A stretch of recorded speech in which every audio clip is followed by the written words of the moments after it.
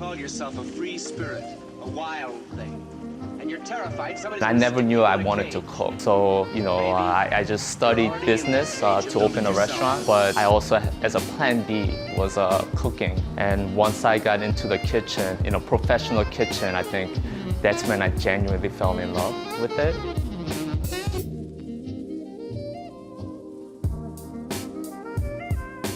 Hi, so my name is Dan Bark, chef and owner of Cadence Restaurant. Food wasn't a big part of our life. It was just more for survival. We just had to eat to nourish ourselves so we can go to work. But I do remember my mom cooking, but she cooked with so much love. So I think growing up with that being such a huge part of what I believe food is, I think that's how a principle of love, focus, and care has come about in our restaurant. To simplify it, I think it's the last 2% detail. I think the thing that gets me excited every morning, seeing the guests' reaction, seeing all the things that our team, all the hard work they put in, seeing the guests enjoy that, it's a very proud moment that you can't explain it. It's the most amazing feeling. Naturally, I don't like chaos. I like things to be very calm, and Cadence kind of represents that type of serenity. So Cadence, by definition, it means rhythm and flow, balance. So Cadence is dining room of our restaurant. So in a tasting menu, I believe that the rhythm and flow is very important, and then balance. Everything has to connect, and we have to take our guests through a journey. So our cuisine is called Progressive American. So Progressive American in terms of just melting pot of different cuisines. We try to just start from a blank canvas, not limit ourselves to a specific idea or cuisine.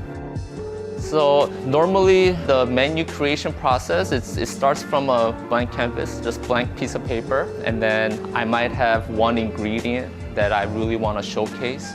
Then you start thinking about the flavor spectrum of that ingredient. So then you put a next ingredient that kind of compensates it. Then you always kind of want another ingredient that contrasts. So you want compensating ingredient and contrasting ingredient. Then I look at each ingredient and think about how do we put it together that can be visually and texturally beautiful. So even with the journey of the flavors, we try not to follow that linear line, but we try to go up and down, which could be surprising.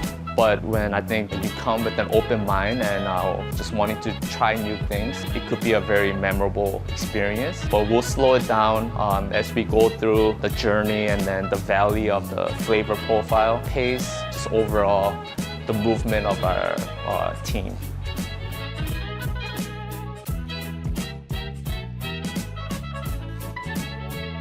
And I think for the diner, the whole experience, of course, beverage is really important, from wine to cocktails to mocktails. And I think something that we're very proud of is our cocktail and mocktail pairing. And Chris, he's our beverage director. He had to come up with mocktail pairing when we first opened during the pandemic. So we couldn't serve alcohol. So I think I gave him 6-hour notice. And then he came up with the entire mocktail pairing by our opening time. And Chris, his mind kind of works like a chef. He also just takes ingredients, how I'm gonna treat these ingredients. And then we'll come together when things are finished, we'll taste it. And I would say about 90% of the time, we're pretty close to flavor profile and the spectrum of taste. It's been really nice so far. Sometimes, even now, in the mornings when I wake up, I still can't believe, where we are. But, I'm doing what I love. It's definitely a blessing that I don't take for granted. This menu, 2024, I think it's the first time since we opened Cadence where I can focus more on the menu, on the food side. I think we're gonna try to show a little bit more of who Dan Bark is. So I think that having a more mental clarity that I can focus on food and flavors. Also having a team, strong cooks and leaders that can really help do the everyday execution.